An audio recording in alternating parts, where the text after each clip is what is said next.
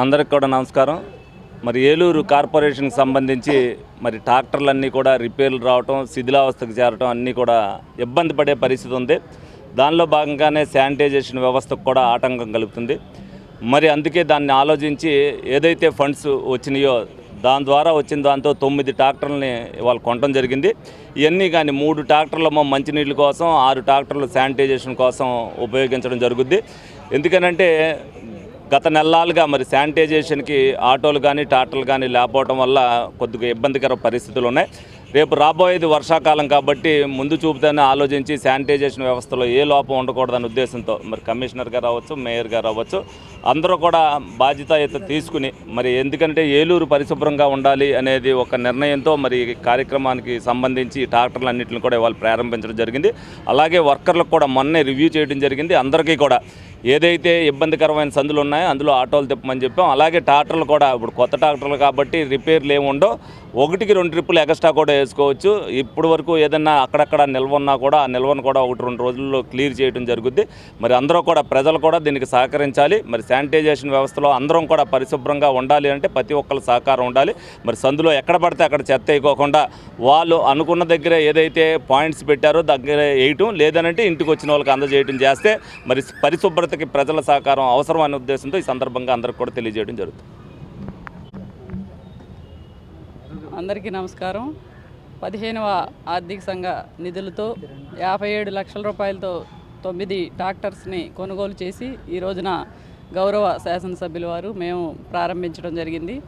మరి ఏదైతే స్వచ్ఛ ఏలూరుగా తీర్చిదిద్దాలని గౌరవ శాసనసభ్యుల వారు మేము కూడా ప్రత్యేకంగా చర్యలు తీసుకోవడం జరుగుతుంది. అందులో భాగంగానే మరి గత 6 నెలల కాలం నుంచి కూడా మరి దాదాపుగా 3 కోట్ల రూపాయలతో మరి ఈ యొక్క కాంపాక్టర్స్ కానివ్వండి, ట్రాక్టర్లు కానివ్వండి, అలాగే బిన్స్ కానివ్వండి, పుష్ కార్ట్స్ కానివ్వండి, ఇవన్నీ కూడా కొనుగోలు చేసి మరి అవన్నీ కూడా అందుబాటులోకి తీసుకురావడం జరిగింది.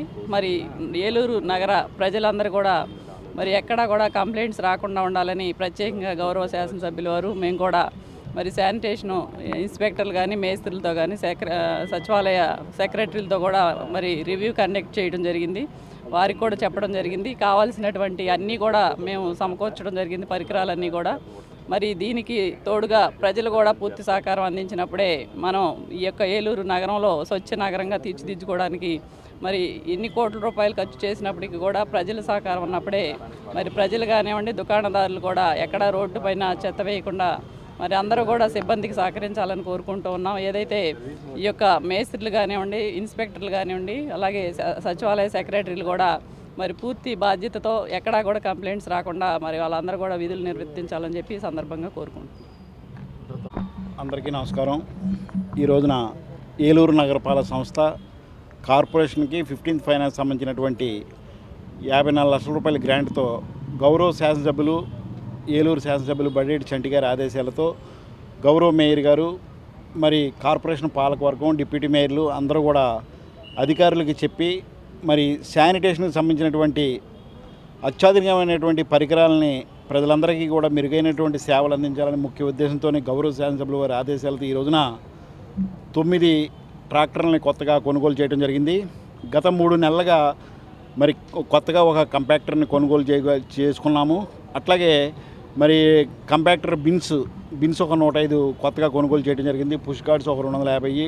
మరి ఆ పుష్ కార్డ్కి సంబంధించినటువంటి బిన్స్ కూడా సుమారు 1200-1300 బిన్స్ కూడా కొని ప్రజలందరికీ కూడా ప్రతి ఇంటికి కూడా మరి వెళ్ళి తడి చెత్త, పొడి చెత్త కూడా సింక్రనైజ్ చేసి మరి ప్రజలకు మెరుగైన సేవను అందించాలని చెప్పేసి తలంపుతో మరి పాలకవర్గం అంతా కూడా ఈ నిర్ణయం తీసుకొని చేస్తున్నాం. అట్లాగే మరి గౌరవ శాసనసభ్యుల వారి ఆదేశాలతో మరి నిన్నే మరి ఆగిపోయినటువంటి గత 6 నెలలుగా ఆగిపోయినటువంటి క్లాప్ వెహికల్స్ని మరి ప్రజలకి దృష్టిలో పెట్టుకొని ఈ శానిటేషన్ విషయంలో మరి ఎక్కడా కూడా నిల్వ ఉండకుండా తడి చెత్త కానివ్వండి, పొడి చెత్త కానివ్వండి, ఎక్కడా కూడా నిల్వ ఉండకుండా ఉండాలని చెప్పి ముఖ్య ఉద్దేశంతోనే మరి నిన్న కూడా 25 క్లాప్ వెహికల్స్ని ఆగిపోయినటువంటి క్లాప్ వెహికల్స్ని మళ్ళీ తీసుకొచ్చి మరి ఏలూరు నగరంలో మరి ఎక్కడైతే ఇరుకు సందులు ఉన్నాయో ఆ ఇరుకు సందులో క్లాప్ వెహికల్ని కూడా తిప్పడానికి మరి నిర్ణయం తీసుకోవడం జరిగింది. మరి అట్లాగే స్వచ్ఛాంధ్ర కార్పొరేషన్ ద్వారా మరి నిన్ననే ఒక విజయవాడకు సంబంధించినటువంటి ఒక ఏజెన్సీ వాళ్ళు మరి